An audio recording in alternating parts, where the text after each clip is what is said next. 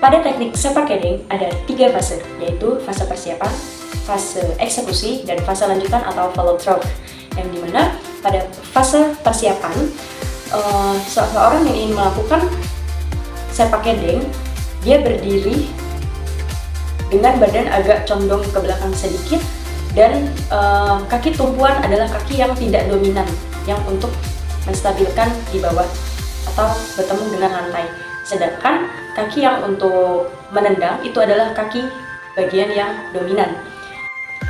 Pada fase persiapan ini dapat kita analisis bagian biomekanikanya, yaitu bagian fleksi panggul dan juga lutut itu secara maksimal karena di sini menyimpan energi yang elastis.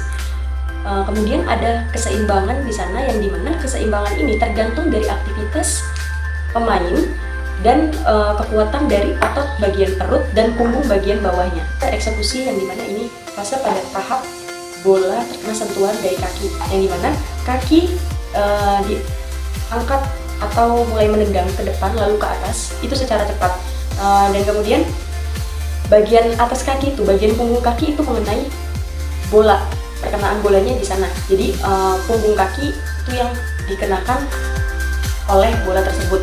Ekstensi cepat panggul dan lutut menciptakan gerakan momentum linear, di mana kecepatan shoot pergerakan kaki itu sangat dibutuhkan dan sangat penting pada akurasi dan kekuatan. Kemudian ada fase ketiga, yaitu fase lanjutan atau follow through, yang mana kaki terus bergerak setelah perkenaan bola serta tubuh kembali pada posisi awal. Pada fase ketiga ini dapat kita analisis biomekanikanya, yaitu ada transfer momentum antara kaki atau dari kaki ke bola. Follow through atau gerakan lanjutan ini akan mencegah cedera karena pelepasan energi yang tersisa. Stabilitas pasca gerakan itu tergantung pada kontrol neuromuskular. Prinsip-prinsip kesetimbangan dibagi menjadi 3, yaitu kesetimbangan statis, kesetimbangan dinamis, dan faktor-faktor kesetimbangan. Kesetimbangan statis terjadi pada saat tubuh dalam keadaan diam. Kesetimbangan stabil ini juga digunakan pada saat posisi dari persiapan setelah menendang, karena pada saat itu tubuh masih stabil serta kaki tumpuan menopang berat badan. Kesetimbangan dinamis terjadi pada saat tubuh bergerak tetapi tetap stabil. Juga pada saat kaki mengayun dan tubuh sedikit bergoyang, namun badan tetap pada posisi seimbang. Faktor kesetimbangan terbagi menjadi 3. Yang pertama itu ada basis tumpul atau base of support, dimana semakin lebar tumpuan maka semakin stabil. Yang kedua ada pusat gravitasi, yang dimana semakin rendah pusat gravitasi maka semakin stabil. Yang ketiga adalah letak pusat gravitasi, yang dimana kita pada posisi berada di dasar tumpuan untuk tetap seimbang. Hukum Newton dalam sepak kedeng, yang pertama ada hukum 1, yaitu hukum Newton inersia, yang dimana suatu benda akan tetap diam atau bergerak lurus beraturan kecuali ada gaya yang bekerja padanya. Hukum inersia yang terjadi pada sepak kedeng ini adalah pada fase persiapan, di mana kaki tidak bergerak sampai menghasilkan gaya. Selanjutnya ada hukum yang kedua, yaitu percepatan, yang mana bunyi itu percepatan suatu benda sebanding dengan gaya yang dikenakan dan berbanding dengan masanya. Artinya, semakin besar gaya otot yang diberikan, maka semakin cepat dan kuat pula ayunan kaki. Nah, kecepatan dari ayunan ini berpengaruh pada kekuatan tendangan terhadap bola. Selanjutnya ada hukum Newton ketiga, yaitu hukum aksi-reaksi, yang bunyinya setiap aksi akan menimbulkan reaksi yang sama besarnya dan berlawanan arah.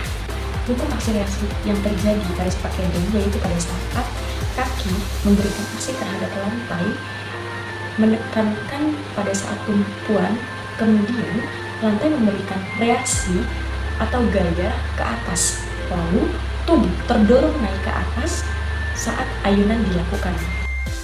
Artinya, otot-otot tubuh mengatur distribusi agar tubuh tidak jatuh walaupun hanya dengan tumpuan satu kaki.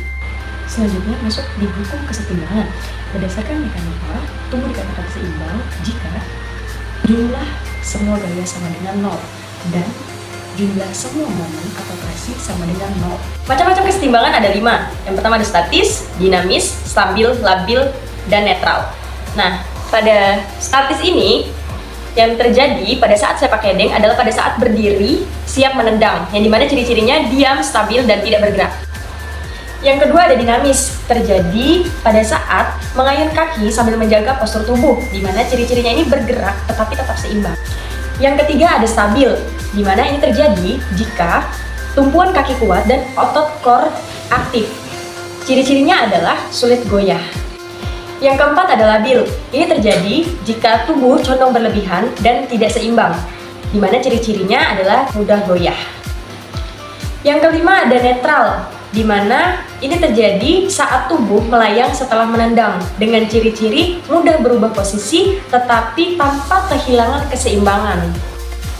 Selanjutnya ada otot-otot yang berkontraksi pada saat gerakan dimulai, yaitu bagian paha belakang atau bagian hamstring.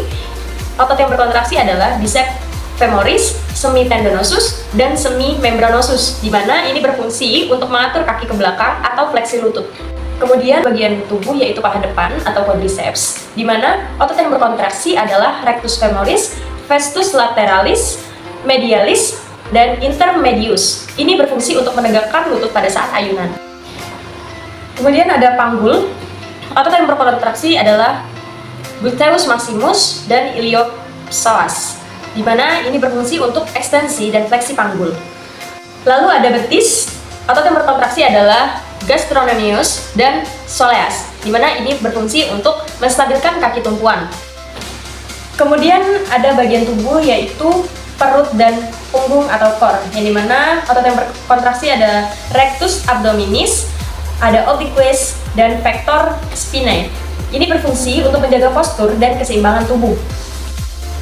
Dan bagian tubuh yang terakhir ada lengan dan bahu, di mana otot yang berkontraksi adalah otot deltoid dan trapezius. Ini berfungsi untuk penyeimbang tubuh saat suatu kaki terangkat.